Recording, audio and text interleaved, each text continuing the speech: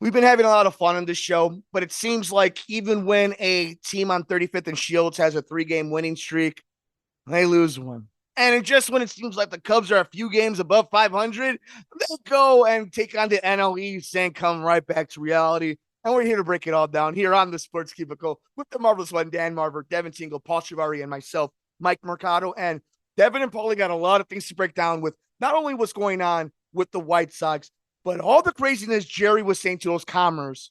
And we'll, as Bulls fans, we'll talk about that, you and I, Marver, maybe in a few weeks. But we'll let the boys over on the South Side handle that. I want to talk about, as of this recording, a bad week and a half for the Chicago Cubs. A team that had an awesome showing in the West Coast and then went out east and struggled. And before I throw it to you, Marver, it's been something you and I haven't really talked a lot about the Chicago Cubs in April. We really haven't. And I think for me, when I said in the beginning of in the season in our preview, I thought this team was going to win 82 games. And the one thing I mentioned is a team that wins 82 games, a team that's 500 usually means there's going to be a lot of frustrating moments. There's going to be a lot of lows. Marvelous. That is what we're seeing, so much so that Matt Mervis is coming up, the master himself, and it's only a matter of time until Christopher Morel comes up. So, Marver, I'll let you have it. What's going on in Clark and Addison? What's going on with this team and the North Side, the good, the bad, the ugly, and now the future? What are your thoughts of the last few weeks of Cubs baseball? Well, obviously, when they went to the West Coast and then they played LA and San Diego here at home, they were looking pretty sharp. Even the national commentators were talking about the additions, give them, playoff hopes and that kind of thing. And really, I mean, when you look at their rotation, Steele has been elite. So, and then Stroman was doing okay, and Smiley, and then Wozniacki, and then, of course, Tejon has been hurt. So they've had to fill in with a spot starter in that spot. But they're really getting good starting pitching. They're getting quality starts for a while there. And even in these games that they've been losing 4-3, low scoring games, they really haven't been, having been blown out in the games they've lost. So the pitching has been pretty good. And obviously there's been a lot of good coming from the new guys. There's no question about it. I mean, they it looks like their lineup is pretty formidable. Horner has been on base, like every game, almost every game this year, and and so that's been very hopeful. And of course, they're looking, the lineup, seems to be pretty solid with Hap out and left. They sort of fiddling around with third base and first base a little bit, but that double play combination of Swanson and Horner looks solid. So I don't know. It's and they have Suzuki and Wright. He's back. He was not healthy at the beginning of the year, but the guy that seems to be really doing a great job is our center fielder. The ex-Dodger was an MVP, and now he homered in LA, and he's been pretty solid defensively. He looks smooth in the outfield and pretty comfortable at bat. So they may want to keep him. It looked like maybe he was a rental player, but it looks like that might be something we'll want to do to solidify that. So I mean, the roster itself, they have Mancini that can DH or whatever, and they've got some other people that can fill in at different spots. And Wisdom can play a number of positions, which I didn't even think he could, but he's done that pretty successfully. And so, as it turns out, it looks to me as though there's pretty, they make good contact. That was one of the things they talked about, that the Cubs players in the past weren't making consistent contact, and I think they're doing a good job of that now. And as it turns out, they just have had sort of an offensive lull in the last 10 days. No question about that. So it looks to me as though that again, I talk about it. It's hard to say these divisional races because you hardly play your divisional opponents at all. So it's just funny the way it's worked out. And so I mean, they're going to say St. Louis for the first time, and which is remarkable in the next couple of weeks. And they just haven't played those teams, and you're used to them playing them quite frequently, and you're going to notice a real paucity of games against the teams from the division. So each of those games becomes, as we've talked about, more important because there's so few of them. Because there's still divisional races, and in Milwaukee, St. Louis, Cincinnati, and Pittsburgh. And Pittsburgh's been playing well, And so maybe this formula is better for Pittsburgh than the old formula because they've been doing pretty good. But as it's turned out, the team looks better than the team they had last year. They did finish well, and I think they've got pretty good additions so far to the roster in the pitching. I mean, they've tried to get Boxberger as a closer, and they were just Fulmer didn't work out so well, and they're still fiddling a little bit with the bullpen, but it looks like they have the pieces to be successful. I mean, I'm not saying they win the division, but I still think that they're a decent opportunity for a playoff team. And we'll just, we'll see this lull that they hit in Miami. I mean, it was a one-run game every game, and Miami has been like 9 or 10-0 in one-run games this year. It was just incredible that they weren't able to come through there. And even the Washington games, I mean, there wasn't any game where a team even scored more than like 5 runs in that whole series. It's been low scoring.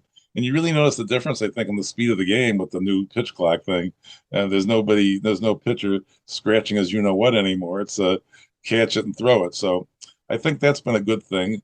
I'm not too crazy about the lack of a shifting. I don't think that was necessary, but okay, so it's been done, and so that's the way it is. But and the other weird thing to me is I guess the pitcher throws twice to second base, and the guy can take as long a lead as he wants after that because he can't throw a third time, throw back, which is crazy to me because why doesn't he just start walking down to second base? So I don't know. That one baffles me a little bit too. But the pitch clock seems to be okay. I think a little bit short. I mean, I think maybe they need to add like 10 seconds there because sometimes it looks like the batter steps out of the box. Then what do? Do they add time? I'm not really sure what happens then. Does the clock keep running? So maybe you know the answer to that, but it seems like that would jip the pitcher out if the batter's the one that's delaying. Then will they call a strike at some point? Maybe you can help me with that. I think for the most part, I mean, really fast on the rule change, especially the pitch clock. I think from like reports and whatnot, it seems like the players have really already kind of just picked it up. It's already been kind of like second nature for them. I think the hardest for the rules change has been for fans because fans are so used to, oh, cool, it's the third inning. We still have 2 hours of baseball. It's like, no, you have about an hour and 5 minutes left. Like, it's going to fly by. Breaking down this actual Cubs team, interesting you bring up. Justin Steele, ace of this team so far. Interesting to see what's going to happen with Wisniewski. Fascinating Cody Bellinger coming back to life. Because I'm sorry, Cub fans, it doesn't matter if you're going to win the NL Central or you're the worst team in the NL Central. He is gone come trade deadline because this team is not paying for that man. So all we can hope for as Cub fans is that he has the season he's having, that he's smashing the ball, that he's Cody Bellinger of meme fame and World Series accolades and the MVP of the league, because that means you're getting a huge package back. But I promise you this, not with that farm system that this team has, are they going to pay this guy. This is the definition of we're going to flip a player. But might as well use him and enjoy it. Mutual for both sides. He gets paid a lot of money. He gets to play in a big market, and you get to flip him to probably a World Series contender. That's where you're probably going to get your huge bullpen arm, your huge arm for the future, your next piece. Because the real question about this Cubs team, are they 2014 Cubs, 2015 Cubs? Because either way, you're on the cusp. But are you the team that on the second half of 2015 made a playoff run? Or are you the team in 2014 where like, okay, like they're right there. I think this team is closer to that 2015 because of the offseason they had, because of the Marcus Stroman effect, the Swanson effect. They're there. They have guys. They're ready for a push. The real question becomes, what is Tom Ricketts going to do? What is he going to let Hawkins and Jed do? But I'm with you. As crazy as the league has become in all the rule changes, the adjustments we've made, the one thing has been kind of true. We have assessed this Cubs team as a potential 500, as good as a division winner, as bad as a few games under 500. And that's exactly as they've played. Because 500 teams lose one-run ball games. They blow games in the ninth inning. World Series championship contending teams win those games. They're not there yet. But this is a lot better than a team that won 64 games a few years ago. Marvelous, before we let you go, Any final thoughts on our favorite team with the blue pinstripes over at the north side of Chicago at beautiful Wrigley Field? Yeah, it's funny. I mean, you look at the Dodgers and they do lose Bellinger, but then all of a sudden there's out of nowhere there's a kid named Outman Yeah. who's playing outstanding in center field. So we're hoping that a Mervis or a Crow Armstrong will do the same for us, and then that would be a real boon to the team if the farm system, which was the whole plan, that they got a bunch all these people for Bryant and Baez and and whatnot and Rizzo and they thought that they'd be able to develop these young players into something special. So even they got some pitchers out of they had a Canario and they got they got bombed this week, that came up. So, it's hard to say, but if they can get some farm system relief, that would be very helpful for the future because it can't all be done through free agency. You need to get some from the farm system too, I think. And but I think they filled a lot of good holes. I mean, I was questioning the Swanson thing with Horner being such a good shortstop, but he covers second base particularly with the new rules where you can't do shifting.